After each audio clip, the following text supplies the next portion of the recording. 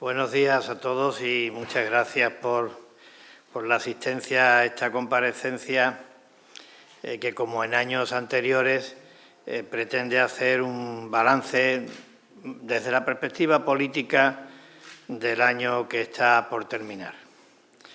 Un año, que está a punto de terminar, 2021, que será recordado sin duda alguna como un año difícil, un año muy difícil para Ceuta.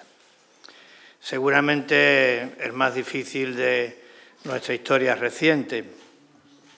A la pandemia que ha seguido azotándonos con sus dramáticas e irreparables consecuencias en vidas y sus también dramáticas consecuencias económicas, sociales y anímicas, se ha unido el episodio vivido los días 17 y 18 del pasado mayo. Derivó, como todos saben, en una crisis humanitaria, una crisis migratoria y humanitaria que desbordó todas nuestras capacidades, pero fue mucho más trascendental. Supuso la vulneración masiva y deliberada de nuestra frontera, por tanto, de nuestra integridad territorial. Por tal motivo, la atmósfera de Ceuta se embargó de angustia y de inquietud e incertidumbre. Como he dicho en tantas otras ocasiones, se nos puso el alma en vilo, tuvimos la justificada sensación de estar al borde del abismo. Ante una situación de esta gravedad inédita, como decía, en la historia reciente de Ceuta, solo cabía una opción. La opción, el camino de la unidad, de la responsabilidad y del sentido de Estado. Esa era la opción consecuente con el juramento o promesa que empeñamos de servir a Ceuta y a España. Nunca, en ningún caso, la opción podía ser utilizar ese momento tan crítico para sacar tajada política del mismo, utilizar ese momento tan crítico para utilizarlo como arma arrojadiza contra el rival político. Unidad, responsabilidad y sentido de Estado para evitar el desastre, para atender la emergencia, para volver a la normalidad, para sacar conclusiones acerca de lo que debíamos de hacer para garantizar un futuro estable y seguro para nuestra ciudad y también para preservar la confianza. Esa fue la primera decisión, la de la unidad, y la más importante, desde mi punto de vista, la más determinante. A partir de ahí, el Estado reaccionó. El Gobierno de la Nación hizo lo que debía, cumplió con su deber, personarse en Ceuta al más alto nivel y desde aquí afirmar con toda claridad y rotundidad que Ceuta es España y que la frontera lo es de Europa. Activar la vía diplomática y reforzar los efectivos policiales y movilizar, desplegar el ejército en la frontera y en todo Ceuta para garantizar la seguridad de los ceutíes, para evitar que se produjeran más entradas, para facilitar el retorno de una parte considerable de las personas que habían llegado. Una misión que llevaron a cabo nuestros guardias civiles, nuestros policías y nuestros militares de una manera ejemplar, como en ellos es habitual. Los organismos de la Unión Europea mostraron también un apoyo explícito e inequívoco a Ceuta y a España, entre ellos el pronunciamiento histórico del Parlamento Europeo en la resolución adoptada el día 10 de junio. Y en esta casa, la Asamblea y el Gobierno de la ciudad nos ocupamos en transmitir lo que estaba ocurriendo al resto de España, en transmitir tranquilidad a los ciudadanos de Ceuta, en pedir auxilio y socorro a quien podía y debía prestarlo y en sostener y dar pruebas evidentes de la expresada unidad. Todos los grupos políticos con una sola excepción. Suscribimos una declaración institucional también importante y relevante en relación con lo ocurrido, a través de la que afirmábamos nuestra irrenunciable españolidad y dejábamos claro para Ceuta, para Europa y para el mundo que el sentimiento de pertenencia a España es compartido por todos los ceutíes, cualquiera que sea su credo o su raza. Mientras tanto, mientras esto ocurría, el pueblo de Ceuta daba una lección al mundo, una lección inolvidable de entereza, serenidad, madurez, solidaridad y patriotismo. Como consecuencia de todo ello, se evitó el desastre. Se cortó la entrada y volvieron una parte considerable de los que habían entrado en nuestra ciudad de manera absolutamente irregular. Desde el primer momento también se asumió que la vuelta a la normalidad se alcanzaría cuando salieran de Ceuta todas las personas que aquellos dramáticos días, 17 y 18 de mayo, habían llegado a nuestra ciudad, como digo, de manera irregular. Para lograr este objetivo se han aplicado distintos mecanismos por todos conocidos. Y a día de hoy, habiendo transcurrido 7 meses desde el episodio, podemos afirmar que la práctica totalidad de los que llegaron a Ceuta en aquellos días han salido de Ceuta y que el destino principal que han tenido estas salidas ha sido el retorno a Marruecos.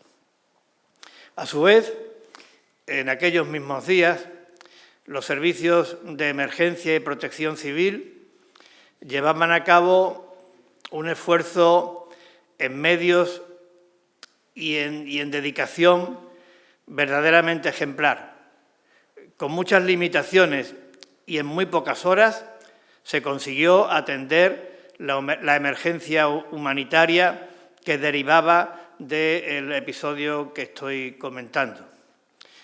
Por ello creo que merecen el mayor reconocimiento, y yo lo hago nuevamente aquí, de todas aquellas entidades, administraciones y personas que se implicaron, como digo, dando lo mejor de sí mismos para atender esa situación de emergencia humanitaria y para que el episodio no tuviera una repercusión en colaboración con otros servicios de nuestra institución y de otras administraciones, no tuviera un impacto negativo ni en la evolución de la pandemia, ni en la seguridad, ni en el equilibrio de las cuentas de esta administración.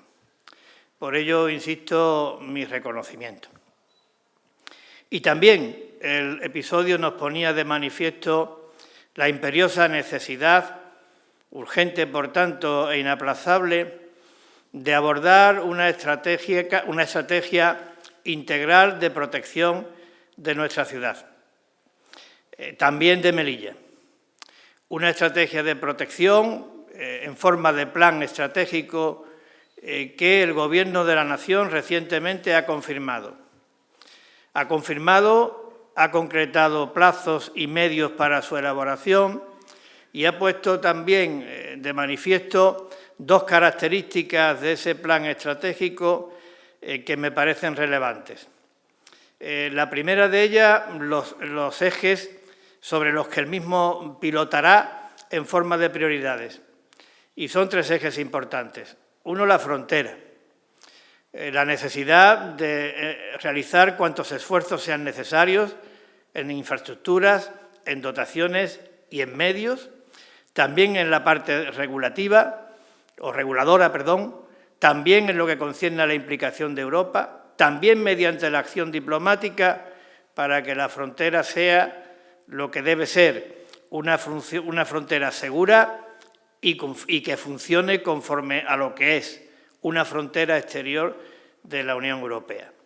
El segundo eje prioritario es dar un nuevo impulso a la presencia del Estado en Ceuta para mejorar las prestaciones de áreas tan sensibles como son la seguridad, la defensa, la justicia, la educación, la sanidad y las políticas sociales.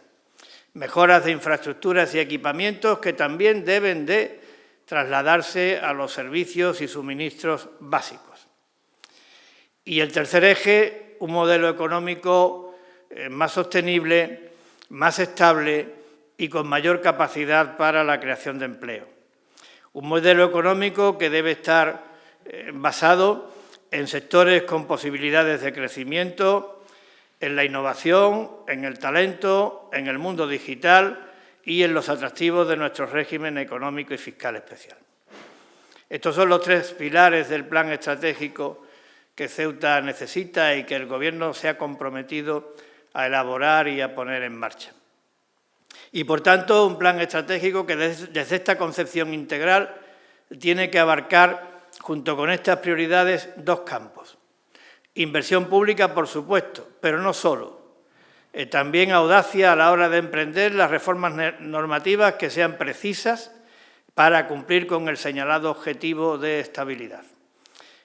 Reformas normativas en el régimen económico y fiscal, en la regulación de la frontera, como antes me refería, en el estatus de Ceuta en la Unión Europea.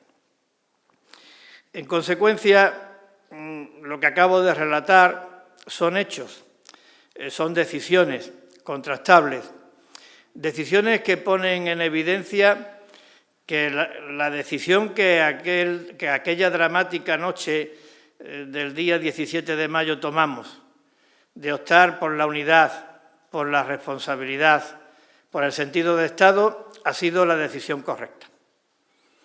Evidentemente, vuelvo a repetirlo, hasta que el plan estratégico antes referido no esté implantado y puesto en marcha, no podremos dar por zanjado y resuelto el episodio de mayo de 2021. Pero son hechos contrastables que el desastre que temíamos cuando teníamos el alma en vilo se evitó.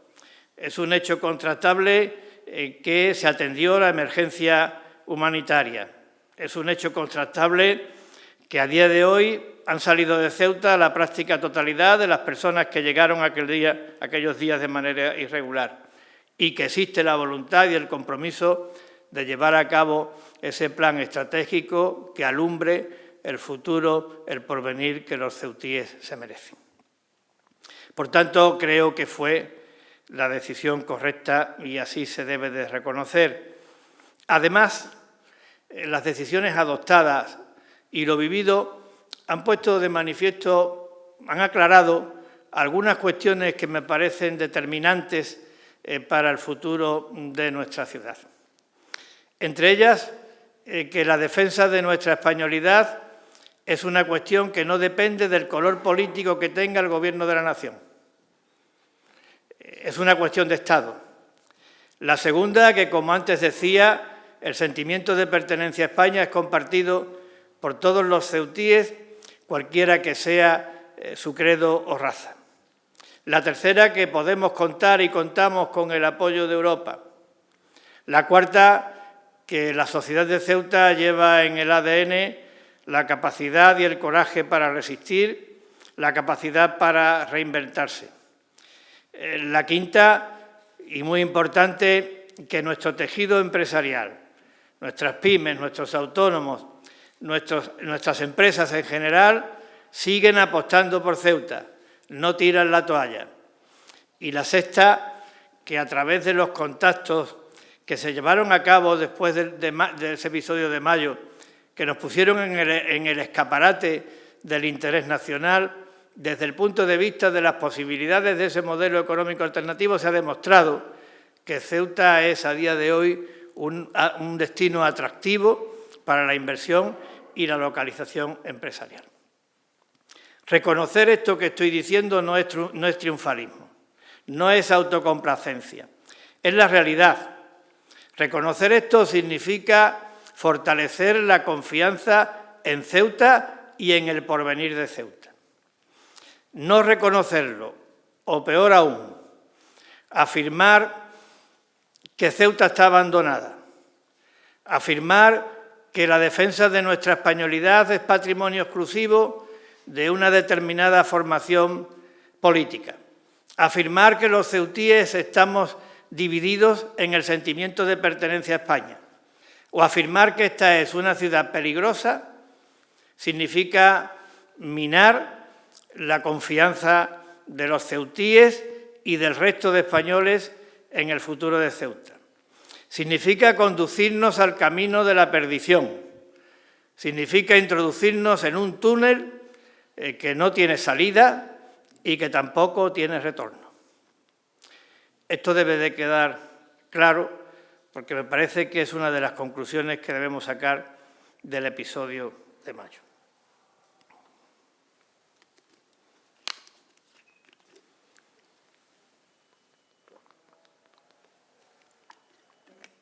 En cuanto a la pandemia, quiero poner de manifiesto también algunas breves reflexiones. La primera, para destacar y subrayar el enorme esfuerzo, el extraordinario esfuerzo que el personal de los servicios sanitarios de nuestras dos administraciones y también de las entidades colaboradoras están llevando a cabo desde hace ya mucho tiempo para atender de manera satisfactoria las tareas fundamentales de prevención, detección, atención primaria y hospitalaria, rastreo y seguimiento de la enfermedad y vacunación. Una vacunación que, en el caso de nuestra ciudad, ya alcanza al 80% de la población. Un esfuerzo extraordinario, un hito, un objetivo cumplido de extender la vacunación de manera masiva a toda la ciudadanía de Ceuta, que es fruto de ese esfuerzo que acabo de señalar y también debo reconocer de la actitud cívica, de la actitud responsable, positiva y no negacionista de la sociedad ceutí. Otra prueba más de la madurez de la sociedad a la que servimos. La segunda cuestión que quiero destacar es poner de manifiesto que la vacuna es eficaz. Es verdad que tenemos una incidencia acumulada que prácticamente es la mayor, junto con la de noviembre del pasado año, de toda la pandemia, pero también es verdad que si no hubiera vacuna, los ingresos hospitalarios estarían multiplicados por 4 y el número de fallecimientos estaría multiplicado por 10. Por tanto, la vacuna es eficaz y hay que insistir en ello. La tercera es que, a la vista de estos datos de evolución de la pandemia y de presión hospitalaria, tenemos que seguir en alerta. Y la mejor manera de seguir en alerta es atender y cumplir con las instrucciones y recomendaciones de las autoridades sanitarias en lo que se refiere al uso de la mascarilla, a la distancia, a la protección, a la responsabilidad personal, al pasaporte COVID u otras medidas que, como digo, las autoridades sanitarias indiquen o recomienden. Y la otra, que tenemos que seguir haciendo esfuerzos notables y relevantes para mejorar las capacidades en el ámbito de las pruebas de diagnóstico. Hoy en Ceuta se realizan el doble de pruebas que las que se llevan a cabo en el conjunto de España, en términos per cápita. También tenemos que seguir haciendo esfuerzos en el área de rastreo, seguir haciendo esfuerzos en la vacunación, extenderla más. Ahora el objetivo tiene que ser la tercera dosis, la denominada de recuerdo, para todas las personas con más de 40 años y cubrir a la totalidad de la población infantil. Y en este sentido, quiero decirles a todos que en el día de hoy hemos solicitado el apoyo que ha ofrecido el Ministerio de Defensa a los distintos gobiernos autonómicos para fortalecer las capacidades en materia de vacunación y que informó del mismo el presidente del Gobierno en la última conferencia de presidentes celebrada el pasado día 22 de este mes.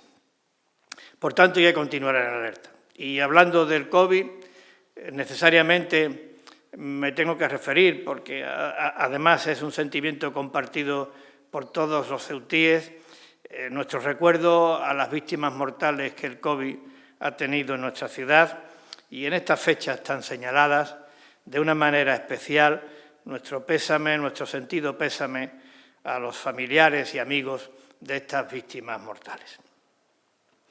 Otra cuestión que quiero comentarles del año es el ambiente político que en Ceuta hemos vivido este año.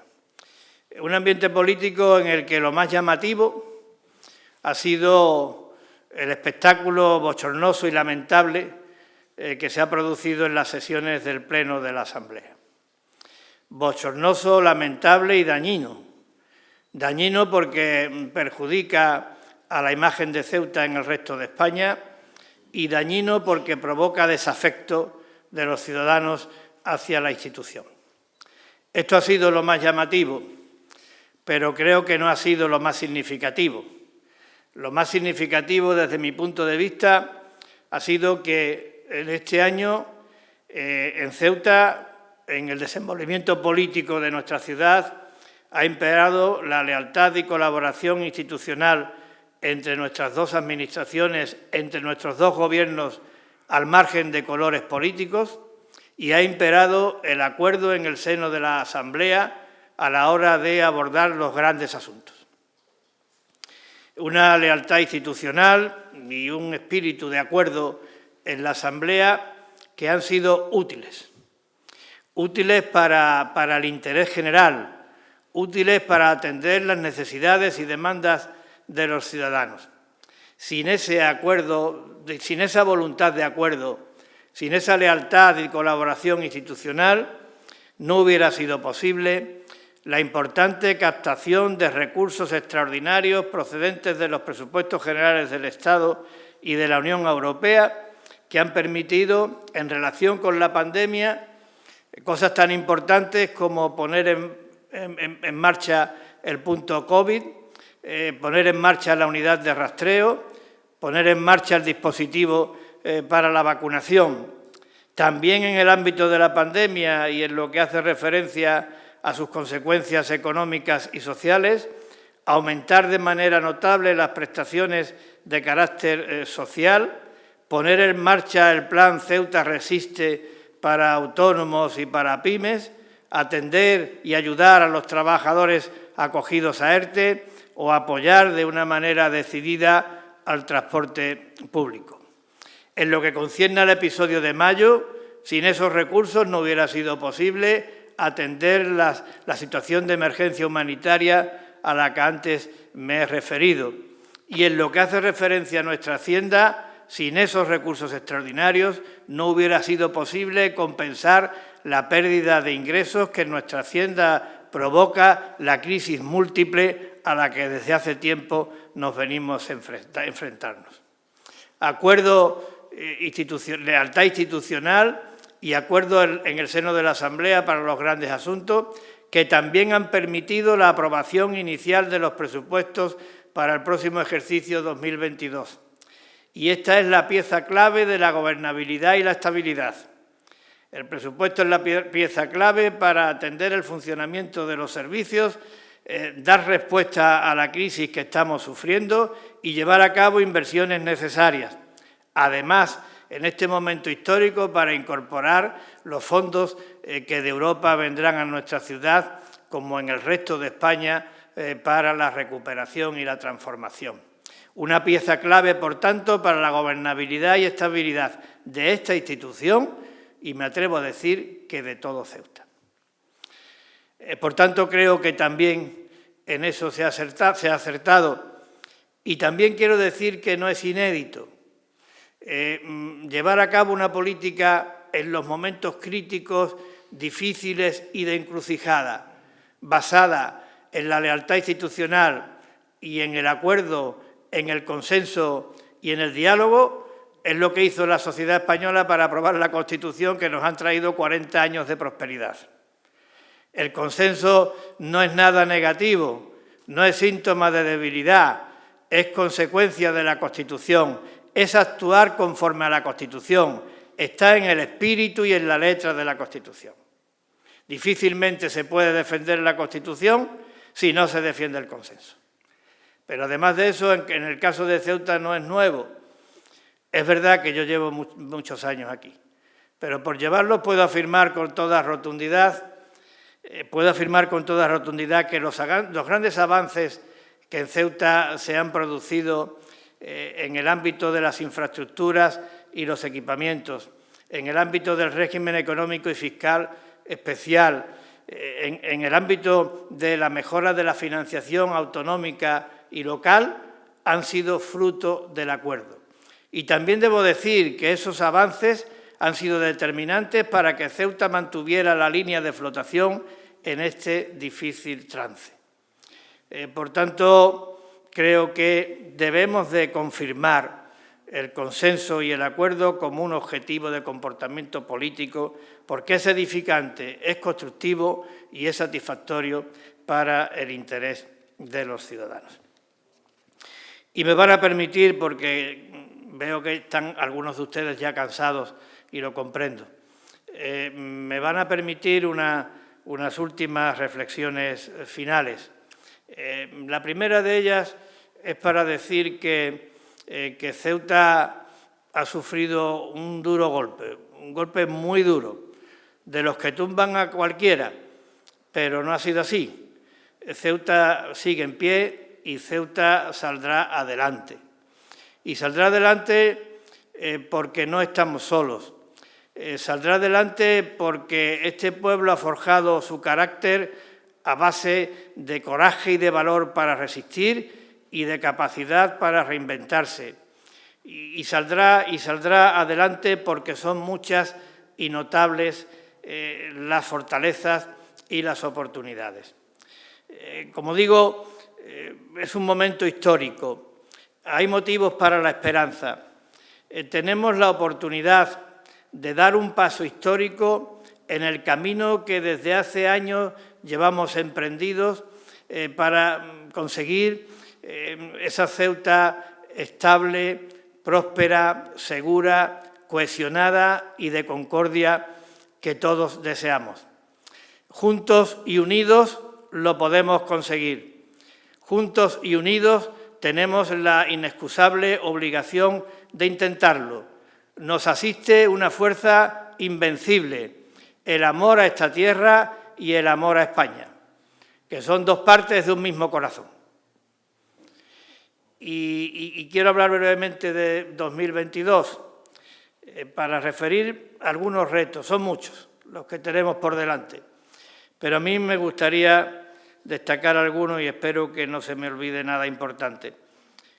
El primero de ellos, seguir dando respuesta y atender las exigencias de la crisis múltiple, porque la crisis múltiple no ha pasado, y seguir atendiendo el normal funcionamiento de los servicios y seguir realizando las inversiones que están programadas, en definitiva, de acuerdo con las previsiones que al respecto están contenidas en el presupuesto inicialmente aprobado o las que resulten del que esperemos se apruebe de manera definitiva en las próximas semanas. En segundo lugar, que veamos hecho una realidad en cuanto a su elaboración y arranque el plan estratégico al que antes me he referido para la protección y desarrollo desde una concepción integral de nuestra ciudad. En tercer lugar, la aprobación del PGOU, que me parece también absolutamente importante. En cuarto lugar, que hagamos una ejecución correcta y adecuada a los fines y retos que tenemos planteados de los fondos que vendrán de una manera importante procedentes de la Unión Europea para la recuperación y la transformación. En quinto lugar, que sigamos trabajando de una manera entusiasta, porque merece la pena, en la conformación de ese ecosistema que permita que Ceuta sea, como decía antes, un lugar atractivo para la localización y la inversión empresarial. Junto a ello, que sigamos prestándole audiencia y apoyo a nuestros pequeños y medianos empresarios. Junto a ello, que tengamos la audacia para plantear las reformas que nuestro régimen económico fiscal requiere al servicio de ese ecosistema al que antes me he referido. Y finalmente, que sigamos poniendo todos nuestros medios para que podamos presumir de la realidad multicultural de nuestra ciudad, para que podamos reconocer y apreciar la diversidad cultural de Ceuta y para que preservemos la convivencia. La convivencia como clave de supervivencia, la convivencia como rasgo de personalidad que nos distingue y nos enriquece. Muchas gracias y perdón por quizás me he extendido demasiado, a algunos se nos ha cansado, de verdad que lo lamento. Muchísimas gracias.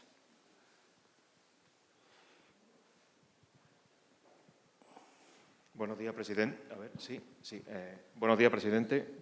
Buenos días. Quisiera preguntarle, teniendo en cuenta la evolución que está teniendo la pandemia y que no es cosa de un día ni de dos, sino que llevamos ya varias semanas con un aumento considerable de casos, si considera que es el momento para tomar otro tipo de medidas, si entiende que no se puede circunscribir únicamente a la solicitud del certificado COVID en determinados establecimientos y se deberían adoptar otro tipo de medidas. Muchas gracias por su pregunta, señor Mendoza. En esto nuestra estrategia coincide con la que resultó de la última conferencia de presidentes que se celebró el día 22 de diciembre, a la que antes me he referido.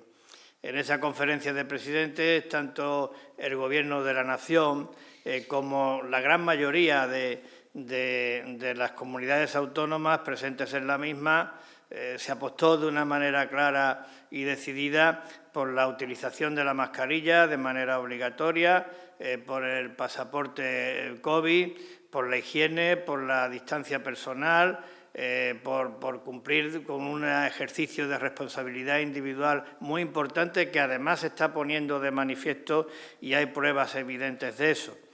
Y desde lo que concierne a la acción de las administraciones, pues fortalecer recursos y capacidades en esas tres áreas que me he referido.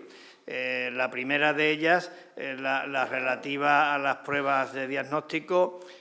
Antes lo decía y ahora lo repito, en Ceuta nunca a lo largo de la pandemia se han hecho tantas pruebas como ahora.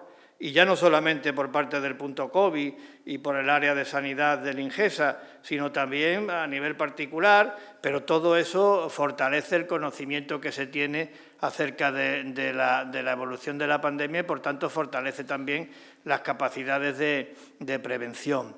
En segundo lugar, también fortalecer el área de atención primaria, que a todos nos parece decisivo y fundamental, y nosotros secundamos esa iniciativa. Y, en tercer lugar, la vacunación. La vacunación, como digo, es eficaz para reducir el número de ingresos y es eficaz para reducir la mortalidad.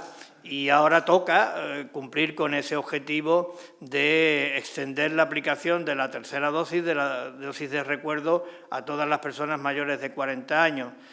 Si la memoria no me falla y según la información que me ha facilitado el consejero, creo que en ese ámbito todavía tenemos mucho recorrido porque tenemos cubierto esa tercera dosis, o con esa tercera dosis tenemos cubierto al 20% de la población objetivo de más de 40 años. Por tanto, nos queda por recorrer y aquí se está vacunando los domingos y se va a estar vacunando todos los días y de manera más intensa y esperemos que se aumente también con ese refuerzo que hemos pedido del Ministerio de Defensa. Y la vacunación para nuestra población infantil, que creo que en estos momentos está en un 20% de vacunados, todavía queda por cumplir, por tanto, el 80% restante. Esa es la línea estratégica. En estos momentos me parece que estamos en un riesgo medio en lo que se refiere a la presión hospitalaria. Esta es clave. Como usted bien ha dicho, señor Mendoza, la presión hospitalaria es un tema fundamental. La estrategia que acabo de definir es la que nosotros defendemos, es la consecuente y la que salió respaldada por parte de la conferencia de presidentes, pero tampoco podemos decir que si la presión hospitalaria aumenta en los próximos días, no se tomen otro tipo de medidas. De momento, las medidas son las que le acabo de comentar, pero si en las próximas fechas y el seguimiento que hacemos es diario, aumenta considerablemente la presión hospitalaria, de conformidad con el criterio de los facultativos, pues se adoptarán otro tipo de medidas.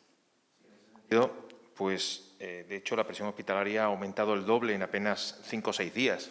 Sí, pero ese detalle no debe pasar, en principio, desapercibido. Y con una incidencia de 1.000 casos por cada 100.000 habitantes, estamos viendo que otras regiones del país sí están adoptando medidas más contundentes. Me gustaría saber si se mira precisamente a otros sitios o nos sentimos en una especie de lugar aislado donde tomamos otro tipo de decisiones.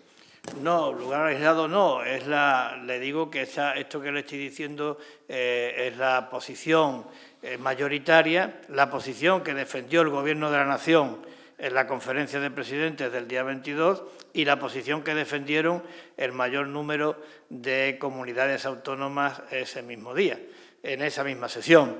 Por tanto, no somos algo aislado. Estamos haciendo lo que hace la mayoría de todas las comunidades autónomas y defendiendo la misma estrategia que está defendiendo el Gobierno de la Nación. Nosotros estamos en riesgo medio desde el punto de vista de los ingresos hospitalarios. Dios quiera que no tengamos más fallecimientos, pero para que veamos la diferencia que hay de ahora a cuando se aplicaban medidas restrictivas respecto de la movilidad y de los contactos, mire, en el mes de noviembre y diciembre del año pasado, el número de fallecimientos en Ceuta, desgraciadamente, me parece que fue de 33 personas.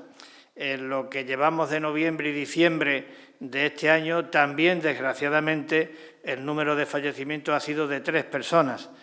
Por tanto, hay que dividir entre 10 para llegar a la cifra. No es comparable. El hecho de que la variante dominante sea Omicron, que tiene unas características determinadas, y el hecho de que tengamos el 80% de la población vacunada, hacen que las estrategias de defensa y prevención tengan que ser distintas. Esta era la tesis dominante en el ámbito de la conferencia de presidentes y esta es la tesis que nosotros estamos defendiendo. Ahora, si la semana que viene, si mañana se sigue disparando la presión hospitalaria, evidentemente entonces habrá que tomar otras medidas. Y quisiera preguntarle, fuera parte del ámbito de la sanidad, me gustaría que nos confirmara si usted se va a presentar o tiene intención de presentarse a las elecciones del año 2023. Bueno, yo estoy ahora, le he contado cuáles son los retos para el 22, señor Mendoza. Eso es lo más urgente y en eso me voy a empeñar en cuerpo y alma. Me voy a empeñar yo, en todo el Gobierno de la ciudad, y también estoy convencido, porque si no, no saldríamos adelante, que la mayoría de la Asamblea de la ciudad, y al decir la mayoría me refiero a los que han suscrito ese pacto no escrito, pero sí de hecho, de mirar los retos que son muy importantes de Ceuta de cara al futuro, desde la unidad, la lealtad institucional, la responsabilidad, el sentido de Estado, el diálogo y el acuerdo. Eso es lo importante.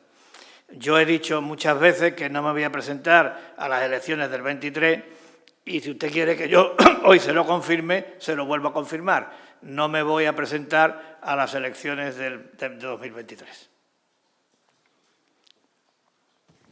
Sí, hola, buenos días. Yo quería preguntarle, no sé si tiene el dato de las personas adultas y menores que siguen actualmente en Ceuta o acogidas por la ciudad al menos. Bueno, el dato siempre es un dato que varía, pero ahora mismo me parece que los menores están en 380 y los marroquíes que están acogidos en el Tarajal son 180 o 160. 160 marroquíes acogidos en el Tarajal y 380 menores acogidos en los recursos de la ciudad. Y también en relación con la frontera y el plan estratégico, yo no sé si usted cree que es bueno, apropiado, conveniente que la frontera siga cerrada hasta que conozcamos el plan estratégico o empiece a aplicarse el plan estratégico. Yo creo que la frontera no está cerrada en función del plan estratégico. Esto creo que es una obviedad que sé que no le hace falta a usted que le aclare. En cualquier caso, lo que sí yo creo, y en eso coincidimos las dos administraciones, los dos gobiernos, es que la frontera se tiene que abrir cuando se abra en unas condiciones absolutamente distintas a las que existían cuando se cerró. Tiene que abrirse en mejores condiciones desde todo punto de vista.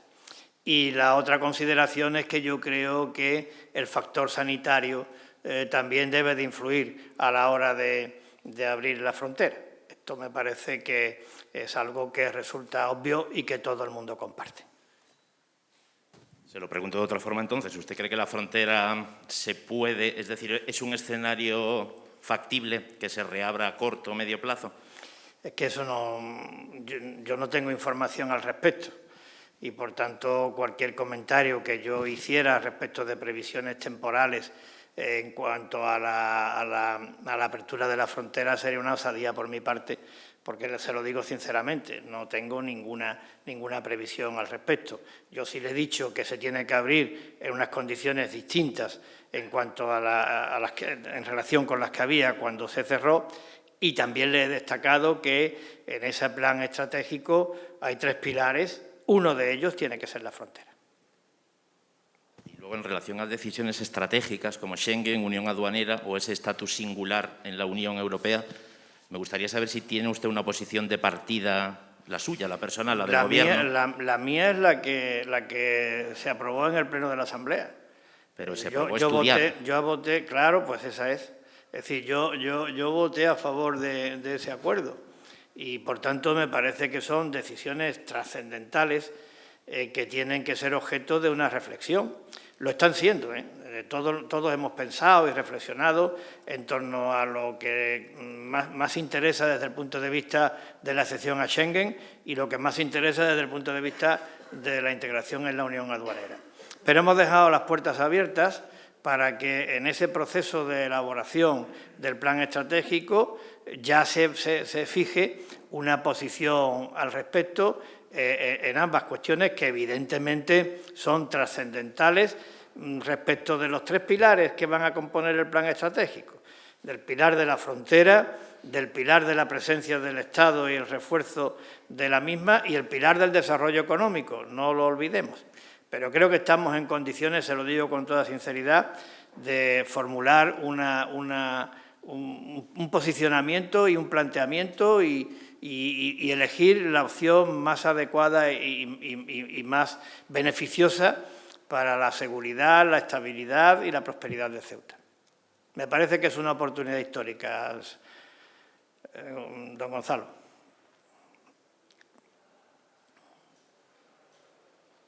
¿No hay más preguntas? Muchísimas gracias.